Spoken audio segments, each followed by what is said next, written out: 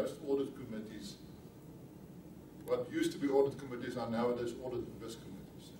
So it's very closely linked. And an understanding and an awareness of risk is, in my view, key to complying with social norms, with legislative compliance, but it's also a sign of the matureness of the organization in dealing with governance issues. If you are on top of the risks and are managing it, some risks are external, they will never go away. The best you can do is mitigate the impact on your organization. But some are internal, and it's incumbent upon managers then to try and minimize it or even get rid of that risk. The risks can be different, they can be strategic, they can be reputational. Some organizations are more sensitive to bad reputation than others. I think every organization should be highly sensitive to bad reputation, because good reputation takes years to build. Bad reputation can be achieved overnight. And then there are financial risks. You can actually unpack financial risks. There are different forms of that as well. As I said earlier, I think the task of the manager is to actually get rid of risks, because the risks become a stumbling block in achieving goals and in performing according to the indicators by which you are measured. What are the I just thought of a few risks which I sort of quickly came to mind in the educational field. Things like teacher strikes. Now, it may be an external thing, but if you can't avoid it, how do you actually cushion the impact? And presumably, I know there's a national strategy from the basic education department about how to deal with strikes. It's not so much about how to deal with the consequences of the strike for the children in the school. It's about how to actually soften the impact the day when the teachers go on the march or something like that. Textbooks, we've had an example of textbooks recently, which some of you may know about. We have substance dependence in schools. We have conflict of interest. There's this whole thing about people in education departments that are also writing books for schools. Are they not involved when there's a decision to be made about which textbook should be prescribed for a particular grade at school? Conflict of interest. Conflict of interest also where family members of employees of the education department are part of an organization that tenders for a service, and the person in the department, the family member, is part of the committee that adjudicates the tender. Tender fraud, corruption. So, I mean, you can probably quote thousands of more examples where, in your own field, where it's important to understand what is the risk. Is it external? Can I do something about the impact or the likelihood of the risk? If not, how do I protect my unit against the deleterious effect of that risk on work performance? If it's internal, how can I actually go about to take it away? I think that's the task of the manager. The manager should actually protect the people that report to him or her against risks. For me, in a sense, a performance contract in one way or another that actually contains reference to performance indicators assists in a number of ways. Firstly, it manifests ownership. I mean, you won't sign something, or you're not supposed to sign something if you cannot actually control the outcome, and if you're not committed. I think it's a clear sense. It says something about incentives which works both ways. It's also for you a form of assurance that if you perform, here's something on writing. I can actually ask, questions about why and why not. It anchors the work planning, especially if it's linked to your job description. it defines the agenda and the focus not only of yourself, but also of the managers. When I was, at one point I was the dean of the faculty in our university where Safas and I worked. And when I came there as dean, the department had done a lot of strategic planning. And we used that actually to design a business plan for the faculty. And then at the same time I was required to sign a performance agreement with with my supervisor, the vice rector in the university. Before I did that, I went to the faculty and I submitted to the faculty both the business plan and my performance contract. Because I said to them, you know, unless you understand and accept my performance contract, you will not know why I operate in a certain way when I try to manage the achievement of the business plan. And I insisted that those two things should go hand in glove. There may be other models as well, but I do think that if you want to explain to you people that support you and that report to you why you do certain things, they need to know the contents of your performance agreement. There may be confidential things which you can take out, but basically, I think it should be as transparent as possible, so everybody knows, you know, this is how we are supposed to behave. It also ensures responsiveness, especially if it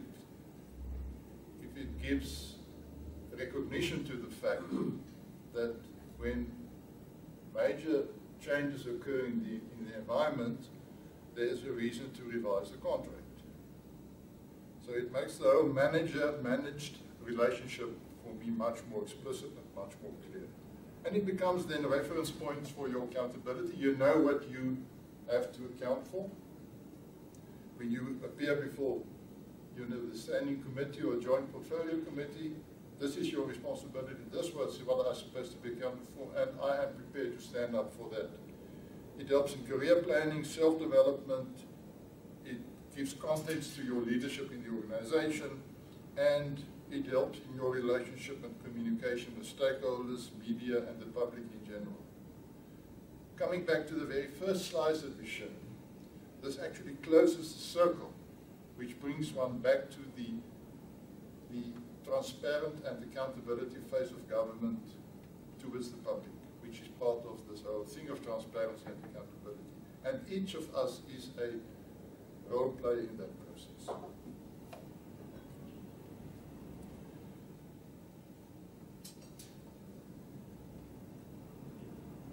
A few words about auditing. For me, auditing amounts to two things: an ex ante or ex post facto diagnosis or assessment. The more the better your ex ante assessment of your own effectiveness, the better the ex post audit finding is likely to be. So what is the ex ante about? Well, firstly, it shows proactive management. I think this is very important.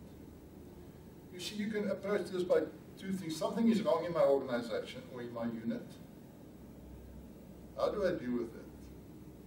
One way would be to say, well, I will just keep my fingers crossed out.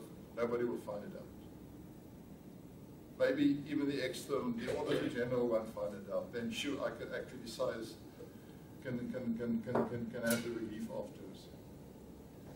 I think that's not what one expects of a responsible manager. The other extreme, or not really extreme, the other approach is one of actually self-diagnosis. And in my view, you have a much better chance of, towards the public or your stakeholders, of gaining credibility if you admit mistakes before anybody else finds it out. But if you are always trying to cover or to look for cover or to look for other parties to cover you, and eventually, you know, it comes out, that reflects very bad, and that's a huge reputational risk for the organization. So for me, the ex-ante thing is all about showing proactive management, that you're in control of resources, processes, and achievement. It signals effectiveness, and that's why I think the internal audit function in an organization is sometimes hugely underutilized, because that really is the internal instrument of building capacity, as I said earlier. The auditing of predetermined objectives, I think there's a very interesting initiative that the Auditor General is now propagating last year or two. That is, someone also mentioned, I think Nick mentioned the dashboard effect. This is also a dashboarding process, a kind of early warning signal which organizations design for themselves and measure their performances proactively in such a way that it actually reduces the risk of qualified auditing eventually. There's a lot of teething problems with the process, but the idea, I think, is a good idea. Okay, so this is the ex-ante, being open, being, in a sense, more in control, accepting your responsibilities and try and deal with it when you discover it, and not cover it up. The ex post part is when the external audit comes in once a year, the Auditor General, and there's a responsibility of public reporting of deficiencies after the event. After the event. So then you're exposed. If you stand up before standing committee in Parliament or SCOPE or whatever, and you say, well, this was a mistake, I identified it before the external audit came in, it's not a problem, but this is what I've done. To try and next year it may be something of the past. I think that gains a lot of reputational respect. And it actually helps you to achieve the accolade of a clean audit, as opposed to the reputational risk of a qualified audit.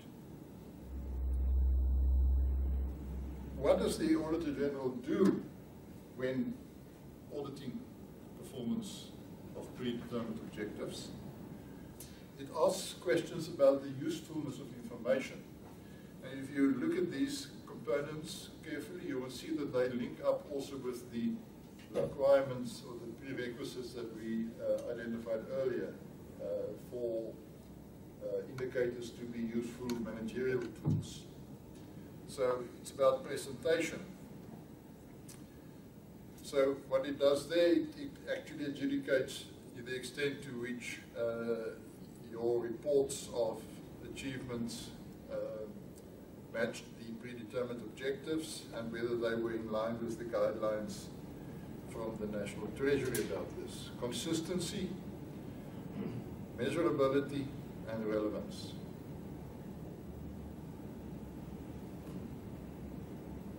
And then about the reliability. The first is just how useful is it, and secondly, how reliable is it? Is it valid? Is it accurate? Is it complete? Is it comprehensive enough?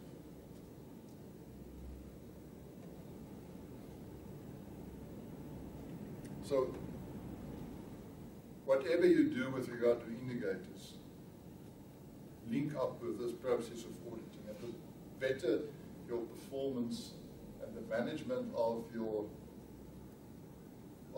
people that report to you, the better the chance of an external audit that is favorable, which will demonstrate to the public that this is an organization that takes accountability seriously.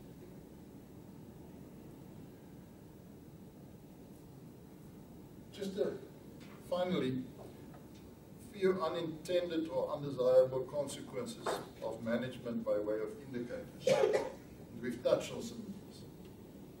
They have to incentivize correctly. The point that the lady made here was very important. If you are part of a group, which performance is being adjudicated? Yours or the groups, or the members of the group? So it becomes very difficult to disentangle, which may make it difficult to actually add sort of a monetary compensation to this. But you can incentivize and recognize the achievement of a group in many other ways as well. But it should also sanction correctly. the other side of the very good remark that you made was that if it becomes so difficult to know who's responsible for what, everybody can actually hide behind them, which is also not correct. At some point, the buck stops here.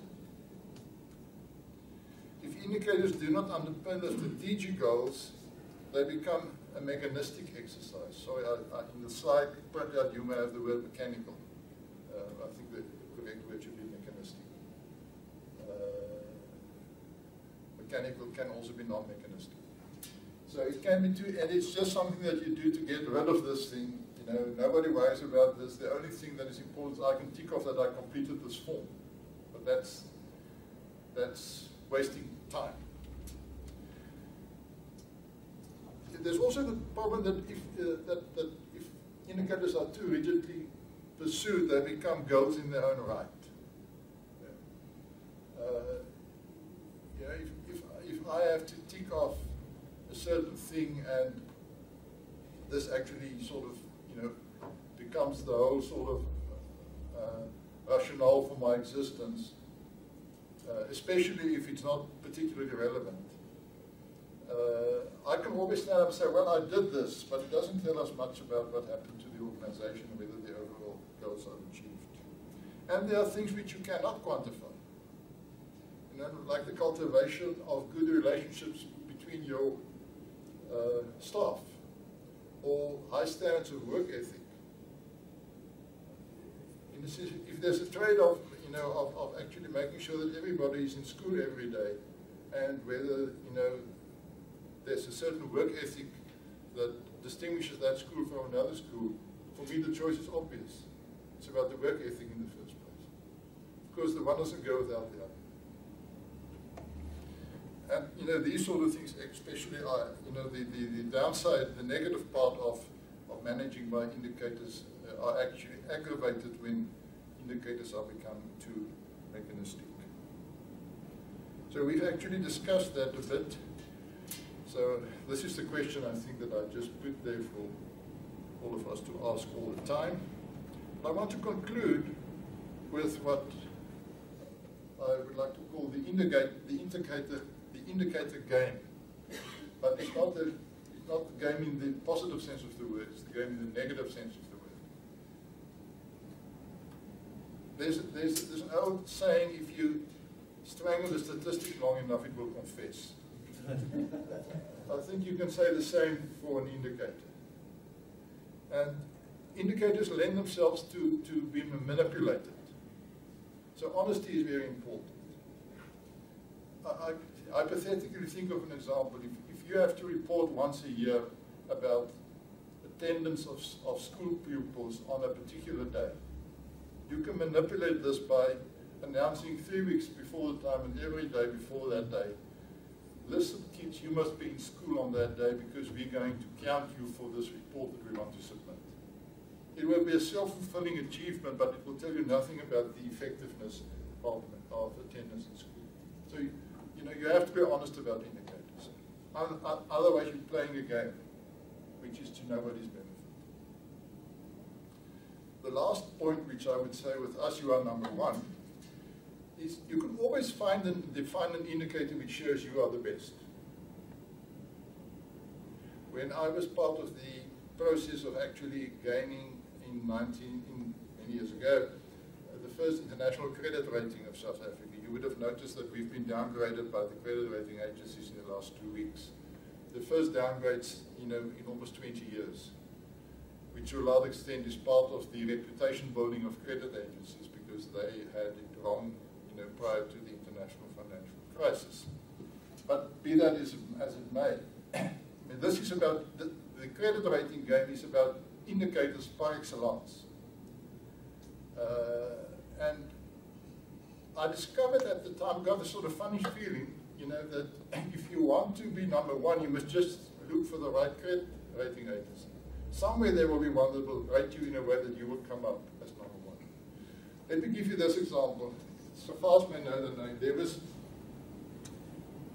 quite a long time ago, there was an athletic commentator in South Africa by the name of Chris van Onselen. Now, Chris van Onselen was notorious in thinking up best performances. So I'm going to over-dramatize just to make the point.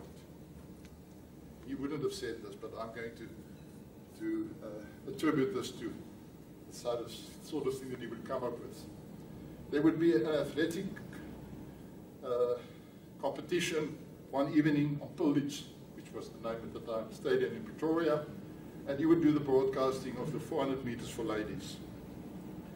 And he would tell you when he mentions the person that comes last in this event, he would tell you that, you know, this particular lady so and so, this is actually the best performance which she has shown in the last 3 years on the 29th of March, when it's full moon with a northwester wind of 2 meters per second. So you can always generate an indicator which shows you are the best. That's the indicator game that none should play.